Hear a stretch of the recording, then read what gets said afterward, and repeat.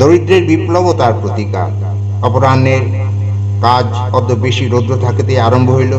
প্রৌঢ় হইলেও ভক্তশ্রেষ্ঠ গিরিশচন্দ্র চক্রবর্তী শ্রী বাউনির সঙ্গে সানন্দে উভয় বেলায় শ্রম করিয়া যাইতেছেন।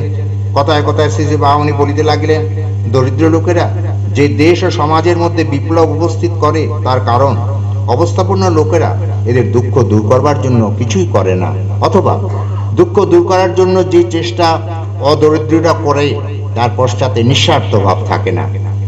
আর এক কারণ এই যে ধনীরা দরিদ্রের জন্য সত্য সত্যিই কোনো স্বার্থ ত্যাগ করলেও দরিদ্র লোকেরা তা বুঝতে পারে না। ফলে তাদের অন্তরে ভিত্তিহীন শত শত অভিযোগের সঞ্চয় হতে থাকে। সুতরাং যদি এইরূপ বিপ্লব থেকে দেশ ও সমাজকে রক্ষা করতে হয়, তাহলে যারা দরিদ্র নয় তাদের ভিতরে একদিকে যেমন স্বার্থ ত্যাগ, নিষ্কামতা ও অকপটতা প্রতিষ্ঠা করতে হবে, তেমন আবার যারা দারিদ্র্য পীড়িত তাদের ভিতরে অনালসতার গুণগ্রাহিতার উন্মেষ ঘটাতে হবে।